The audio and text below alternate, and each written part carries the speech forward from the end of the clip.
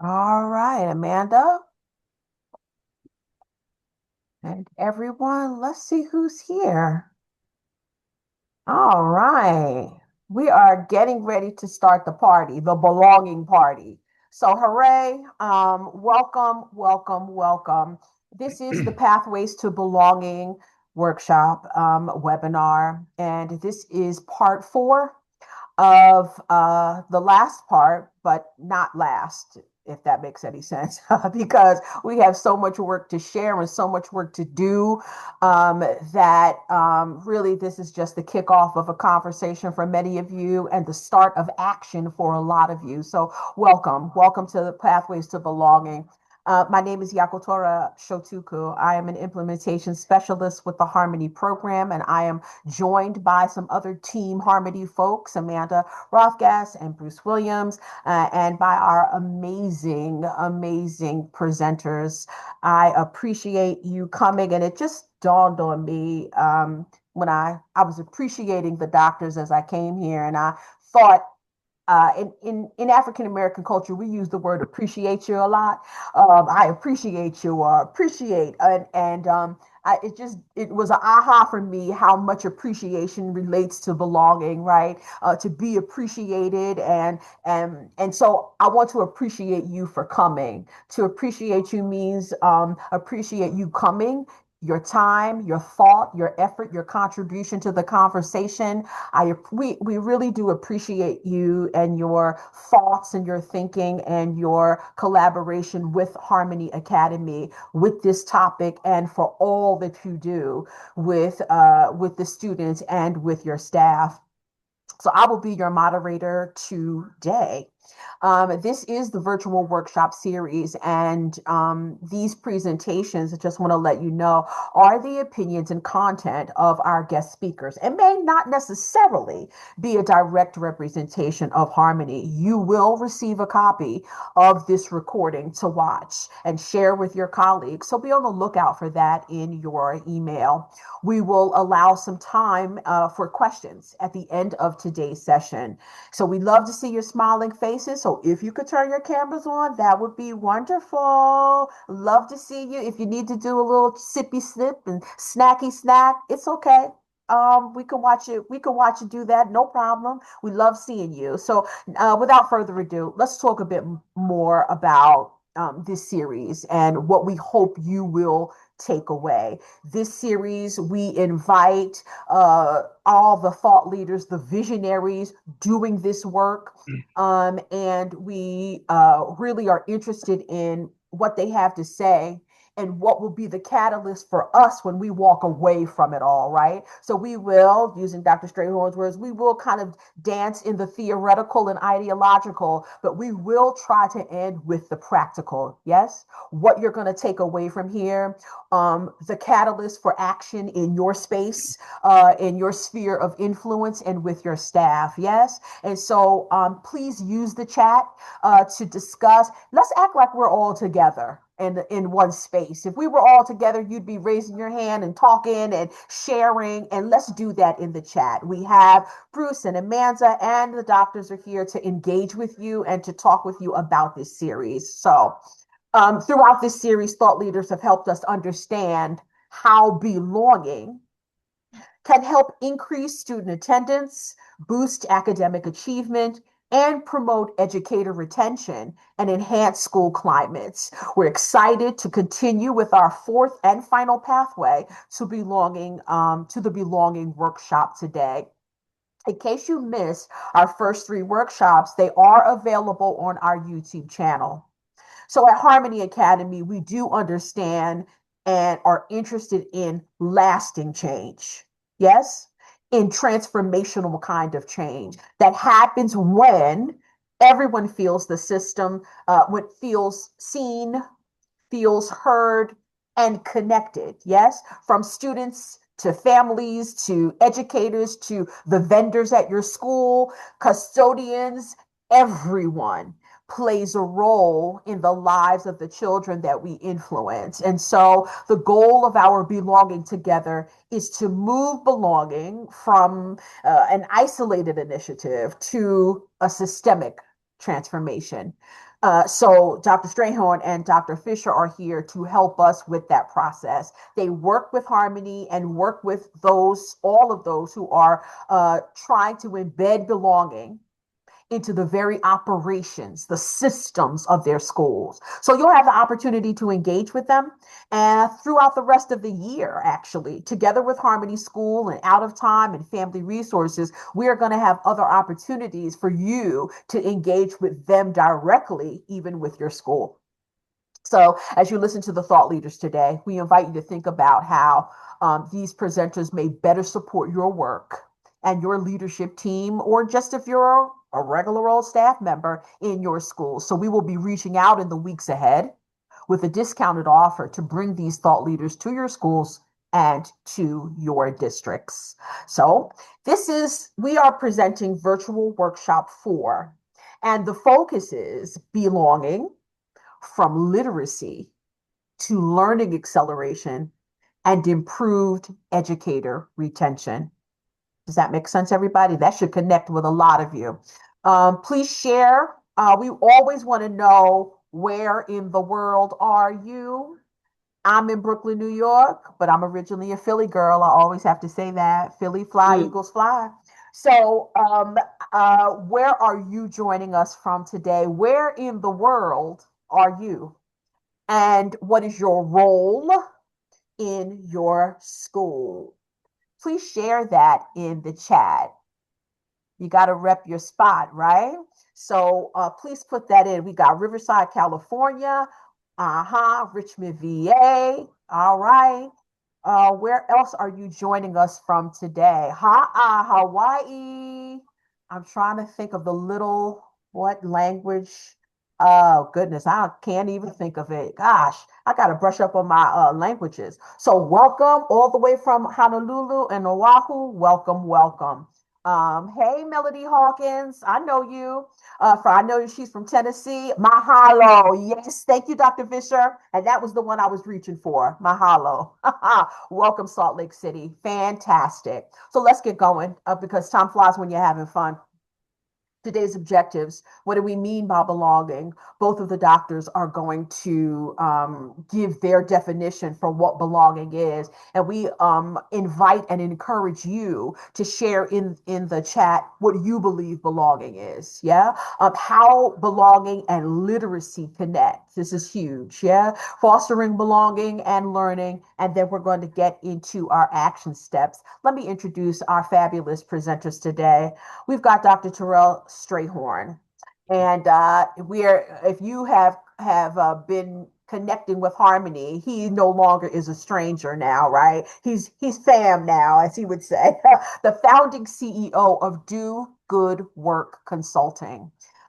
He is the president, and Dr. Strayhorn currently serves as the president of education and psychology at my mother's alma mater, Virginia Union University, where he is also associate provost and interim dean of the School of Education. Welcome back, Dr. Strayhorn. It's fabulous to have you again. We'll never get tired of that. And Dr. Douglas Fisher, researcher and award-winning author. Dr. Fisher is a credentialed teacher and administrator in California. He has published over 250 books, chapters, and articles focused on school improvement, and was elected into the Reading Hall of Fame in 2022. Welcome, Dr. Fisher. Thank you. So these next two slides, I'm going to stop talking and I'm going to bring in Dr. Strayhorn, who's going to talk about the what and the why of belonging, as well as giving his own definition of belonging, and kind of recap what he has been leading for belonging in our last couple of sessions. Dr. Strayhorn, you've got the floor. Yes, yes, yes. Thank you, Yako. Well, to everyone who's gathered and joined us, please, first of all, welcome. Thank you for being here. We're excited about today's conversation. Looking forward to my conversation with Dr. Fisher. And if you don't mind, use your digital reactions to show some love to the Harmony family, certainly to National University, to the Harmony family, to Amanda, to Yako, to Toya, to Bruce, to everyone. Thank you for the work you've put into this dynamic four-part series. As was mentioned, I've had the fortunate pleasure of really curating these series. We kicked off with our first session where I talked about belonging as a sort of construct. What does it mean? What does it not? How does it apply to education and learning spaces? And then offered some insights more recently from my more recent work about this that were theoretical but had practical implication. And then I invited to the conversation um, several others who have joined us over the course of time. We had a conversation talking about psychological safety and how does that relate to belonging. And that session seems like it was a long time ago, but it was just a few weeks ago. Then we had a third session, I'm sorry, a third session that really talked about how to use belonging to drive school turnaround and school reform. And if you miss any of those sessions, please run to the website, find those recordings. You absolutely want to listen to them. And then we round out this four-part series with Doug Fisher today talking about, as Yako has already mentioned, belonging, literacy, and also staff and teacher retention. So I'm really excited to have today's conversation. I would highly recommend the other sessions as well. But here's what I think sort of the through lines were. I talked about this with Dr. Ruby in the second session, and that is one, belonging is a feeling. It impacts learning and well-being. It's something that doesn't happen automatically. You can go back to that previous slide. It's something that doesn't happen automatically, and I talked about this with Dr. Brandon Hernandez in the third session, and that is that all of us play a role, faculty, staff, peers. But I'm really understanding more and more in my work now about this power of signs and messages and cues.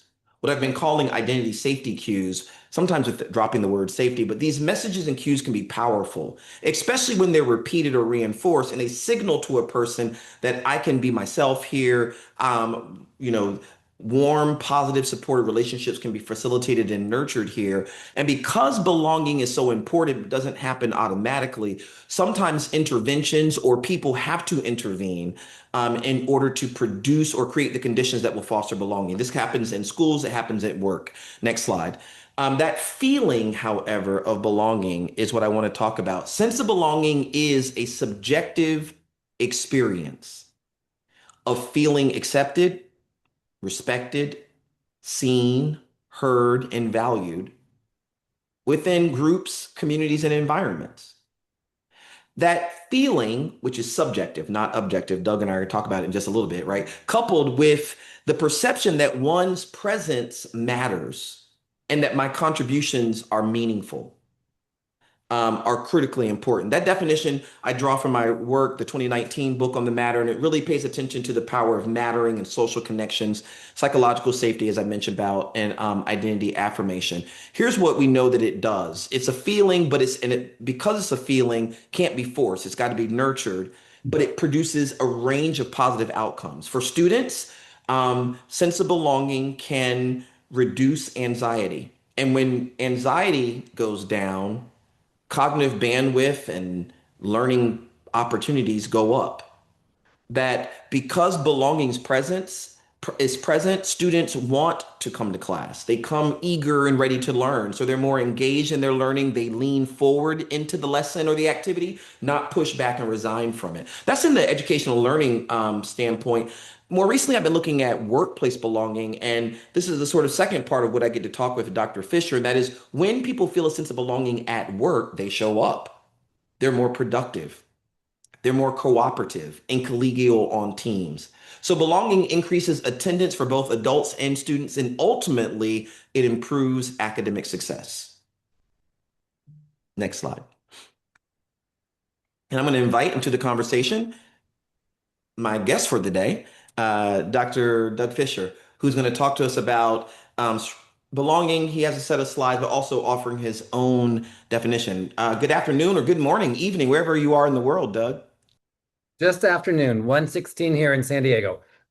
So thank you all for the invitation. So I want to make a couple comments before we dive a little bit more deeply, and I'm going to show you a study first. This is a study, student perspectives, K-12 student perspectives, about what is correlated to their sense of belonging. And the researchers did a lot of things, a lot of factors. Structural aspects of the school contributed to belonging. What the physical space looked like, clean, dirty, broken, repaired, not. The resources they had, such as tutoring, counseling, etc., and the perception of violence at the campus, not actual violence, perception of violence. Those were the structural aspects that were significant, statistically significant. In the next slide, you'll see the other aspects that were significant. These are the social relations in the school, the administrator, student relation, student and teacher relations, and student-student relations. And they wanted to know, these are the 6 things that were significant. There were other things that were not. They wanted to create a path to belonging. What does a student's perspective say? Most people would argue that the student-to-student relations were a significant predictor of belonging. It turns out we were wrong. And as my colleague just said, it's the adults and what we do in our classes. And here's the evidence behind it. Here's the path analysis of correlations. We'll start at the bottom. Physical features are correlated with satisfaction, which is correlated with belonging at 0.70. Having supporting resources like tutoring and counseling and mental health and wellness, 0.754. And the perception of violence, 0.359. But now let's look at the top. Student-teacher relationships, 0.752. Student administrator relationships, 0.639. But then look at student-to-student relations, 0.176. It is significant, but it's very low in its correlation. As I like to say, it's what we do. It's the adults who create the sense of belonging, maintain that sense of belonging, and repair belonging when it's broken. To quote the great poet Taylor Swift, we're the problem, it's us. Or to flip that, we're the solution, it's us. It's the adults in school who create and maintain a sense of belonging. Yes, peer relations are important, but students get a profound sense of their belonging by what my colleague just said, the signals, the nonverbal and verbal interactions, and the things that are put in front of them. Another colleague of mine who studies belonging identified a series of factors. In a pretty comprehensive literature review, Eric Carter said there are 11 dimensions. Now, if you read his work, sometimes there are 10, sometimes there's 11, depending on what year you're reading. And Eric Carter said there are 11 dimensions that add up to our sense of belonging. So I think of this as a tipping point. If many of these are high, you will have a sense of belonging. If one of them is high and everything else is low, you're not going to have a strong sense of belonging. That you need enough of these in that space to experience belonging. And as you heard earlier, this is not limited to minors. This is all of us. This is every one of us. Do I belong in this space? Do I feel invited? Do I feel known? Do I feel heard? Do I feel needed, etc.? When we think about belonging, I've adopted Jeff Cohen's definition from Stanford University. Belonging is a feeling, which you've already heard, that you are part of a larger group. Now, I want to go back to feeling. Belonging is an emotion. It's a feeling that we have. It's this response, like sadness and joy. It's a feeling. And yes, I can send you I'll put the reference in a second. It's a feeling that we're part of a larger group that values, respects, and cares for us, and to which we believe we can contribute. And I think what gets dropped off in lots of definitions of belonging is the last part of Jeff's definition, to which we contribute, that we bring value to that group. Yes, they value us, they respect us, they care for us, and we contribute to that group. So in Eric's work, it's things like, I'm needed here, I'm involved here, and that contributes to that sense of belonging. Next one. So we did a quick review of rapid belonging builders that don't cost any money, that actually have research behind them, that they grow students' sense of belonging. Greeting students at the door, there are literally hundreds of studies about this, about greeting students at the door. Literally hundreds of studies that say, I feel seen, I feel valued, I feel important when my teacher greets me at the door. And yet I see on TikTok a whole bunch of people saying teachers have better things to do than greet students at the door. To which I write, what? Anyway, greeting students at the door sends a message. You are seen, you are heard, you are valued. It's free. In fact, in one study of middle schools, 10 middle schools, greeting students at the door every class, every period for 2 weeks resulted in a 20 percentage point increase in engagement and a 9% decrease in problematic behavior, discipline referrals. 2 weeks of greeting students at the door and every teacher. Classroom responsibilities, classroom jobs. Students say, when my teacher gives me jobs in the classroom, my teacher trusts me. I belong here. I am needed here because this class operates in part because I have responsibilities. Universal response, having all the kids respond, dry erase boards, polls, thumbs up, thumbs down, all of those universal response, say to kids, your answer, your participation is important in this class. I need to see all of you. Group work, students can be marginalized during group work. They can be bullied during group work. We want it to be productive, collaborative conversations where students say, I am needed by the members of my group. And the last one I put on our list is remembered success effect. When young people are reminded they've been successful in the past, they are more likely to persist in the future. We've got good evidence on that. In fact, the 2025 Edutopia study, they do the top 10 studies. One of the top 10 studies for this year is the remembered success effect, reminding young people you have been successful in similar kinds of things increases their likelihood that they persevere and perform. So I will stop there. That's rapid belonging builders. I know belonging is way bigger than that, but if you want to get started, here's some things that we can do right now, tomorrow, to say to students, you're important. I am so happy you're here, and you are needed. Thank you so much for that, Dr. Fisher and Dr. Strayhorn. Let's talk about the poll a bit. So we are about to launch a poll, and the question is, what percent of students do you believe would say, I have a strong sense of belonging on their campus or community? What percentage do you believe what percentage of students do you believe would say, I have a strong sense of belonging on their school or campus or community? Uh-oh, interesting. And the reference for Carter, I think, is in the chat. Please continue to type in the chat. And very soon after the discussion that is upcoming, we're going to be asking for your questions. So I hope that you're developing the questions. And I know a lot of it is going to be based on the conversation that Dr. Strayhorn and Fisher have. But think about some things that you want to ask these visionaries and leaders in this work. Have we gone a full minute, Bruce? About 13 or 19 of you participated. A couple more people that want to participate here. Let's give another 20 seconds in case some of you are having some technical difficulties. Let's see what it is you think. So can you all see that? Can you all see the sharing? Can you see the on the screen what you all have said? So you say that 50% of the students would say, I have a strong sense of belonging in school or campus. Anybody want to talk about that? Anybody want to come off mute and share just a bit? Why only 50?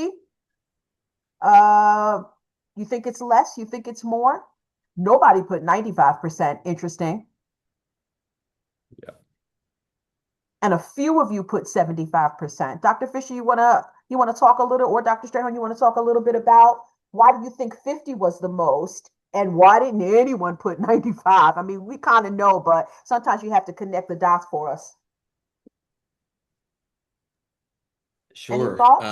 I'm happy to share a couple thoughts and get your thoughts as well, Dr. Fisher.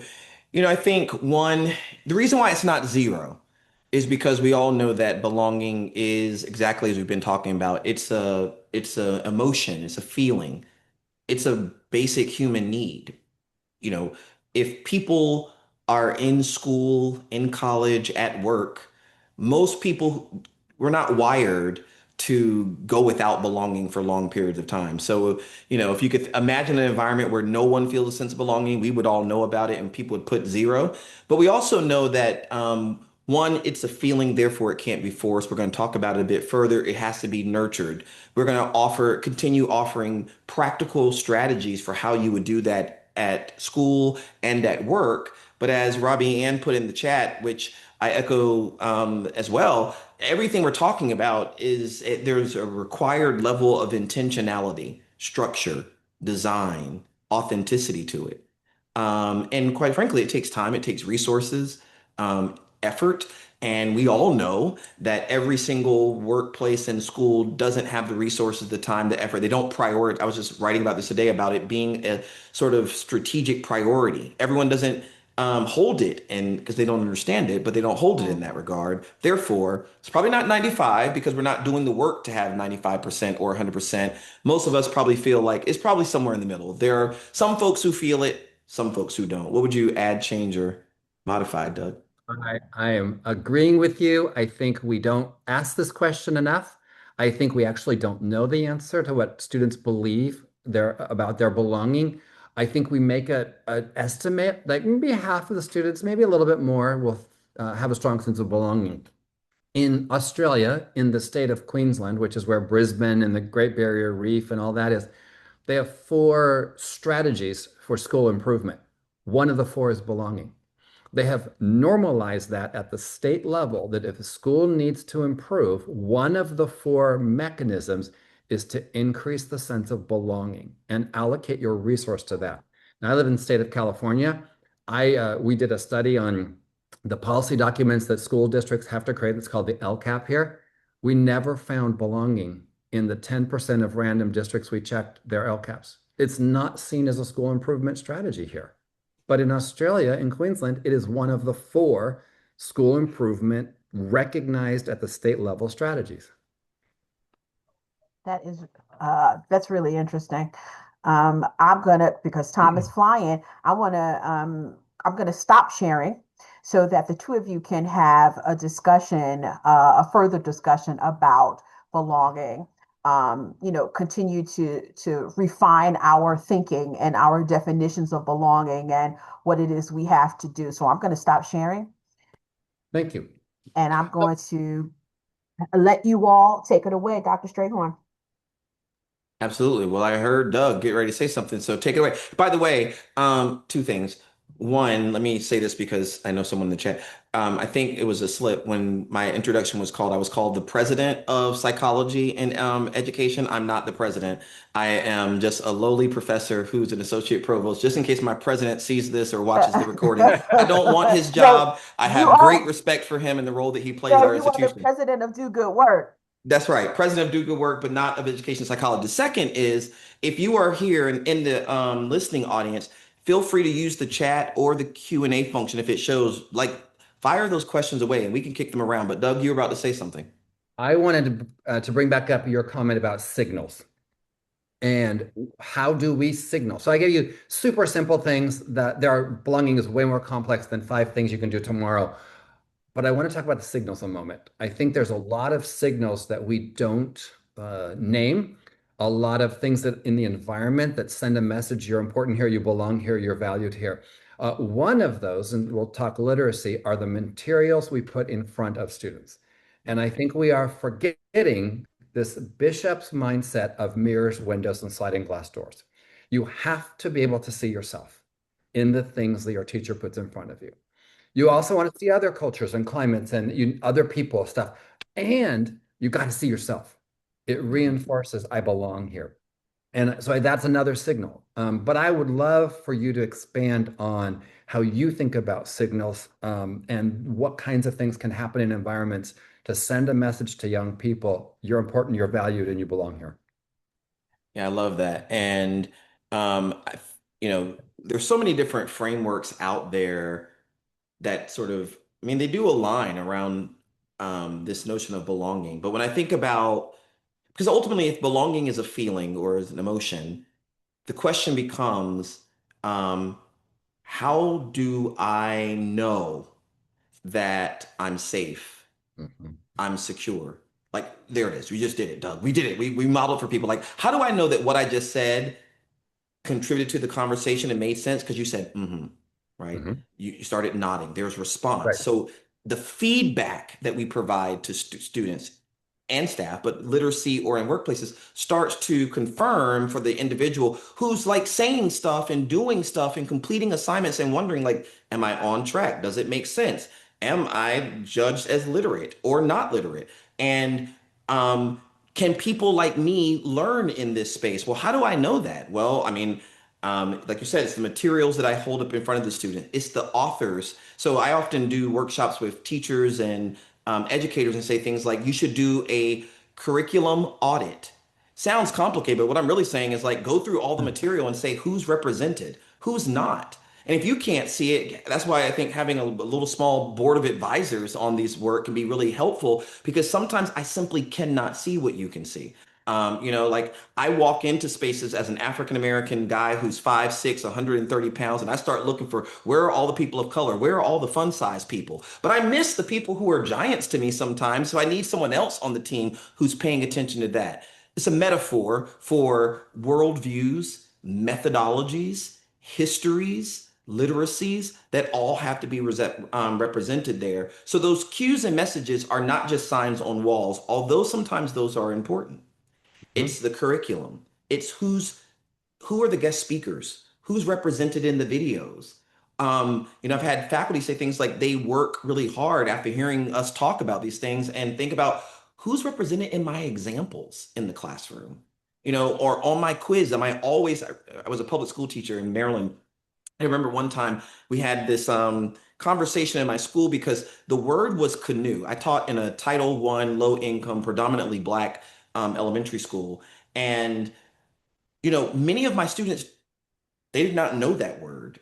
And even if they could be taught the sound of the word, they have no idea what a canoe is. The odds of them seeing a canoe were slim to none. So the teacher had to think it. Well, one, I think that's a really bad word for a standardized exam. But two, you had to figure out like how can I bring canoe into their everyday kind of lexicon? And buying a canoe and bringing it into the school wasn't possible. Like it is possible at some schools to make sure that students are exposed to certain equipment and laboratory and computers and laptops. They had to transport it into the classroom through the video, through the speaker, through the text. So I think there are huge implications around the work of superintendents on curriculum adoption, the kind of material that we would be using. It's why, I mean, I've partnered and worked with Harmony a lot. I love the kind of educational materials because that's the kind of stuff you need, those quick connect cards. You need things that will help educators who are well intended signal to students you're safe here. It's okay to ask questions here. It's okay to be wrong. And guess what? Being wrong isn't a sign that you don't belong. It's a sign that you're human, and Yep. therefore worthy of space in this room, being a part of this room and learning. I'll tag you back in. Awesome. Thank you. So as you were talking, I was thinking about this research base called academic risk taking, which I honestly don't love the phrase academic risk taking.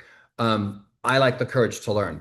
But what I heard you saying was when you put yourself out there, knowing you might be wrong, when you express an opinion that may not be popular or may be super popular, you are taking an academic risk. And your willingness to do that is influenced by your sense of belonging. Am I safe here to be wrong? Am I safe here to have an opinion that may not be popular with everyone else? Am I safe here to talk about a personal experience that no one else had, that is unique to my upbringing? That willingness to take an academic risk changes hour for hour based on the environment that the teacher has created. And so we create spaces for young people to take academic risks, which is highly correlated with learning. And I think we make space where you feel comfortable taking a risk or not. And so you decide to shut down. You don't bring yourself here. You don't ask questions. You don't seek feedback. You don't offer ideas, and you don't choose to do hard things because you don't want to be labeled a failure. And I did see Elizabeth's comment in there. I believe belonging leads to engagement, and engagement leads to learning. And so what a lot of schools do, and literacy scores, reading scores are terrible. We have to get more reading program, reading instruction. They never went back and said, if this reading is not where you want it, what was students' engagement in the lessons? And are they not engaging in lessons because they don't have a sense of belonging? See, I think belonging is the root of this. And I think we flipped it. We all go after the reading program, the reading instruction, the whatever. It's all about the teacher doing the lesson rather than belonging leads to engagement, which leads to academics, learning. In terms of the science of reading, I think we have a lot of evidence about what it takes to teach that brain to read. We know a lot about this. The problem is, for me, a lot of students don't take advantage of the instruction because they don't feel safe. Why would you be vulnerable and tell your teacher, I don't know that word? I don't know what that word means. Why would you do that if you did not feel identity safe?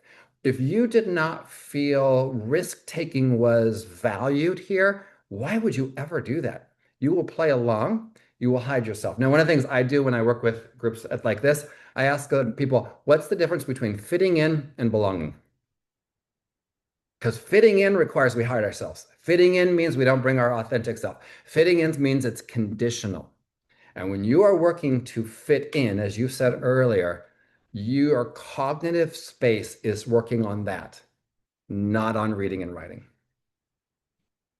As I hear you thinking about and these last comments you just made, it makes me think about the kind of interconnections between all of these. I agree with you that I think the flow, the underlying causal mechanism is belonging is the foundation. It's got to me, it's got to be because it's a basic human need. It's the foundation of everything. So much of what we do in a given day is in pursuit of belonging, whether we are conscious of it or not. Like I put this hat on because I want somebody to say, cool hat. I don't know if anybody will say it, but I also need to cover my head. But there are all sorts of things. By the way, students come to learning spaces. Thank you, Doug.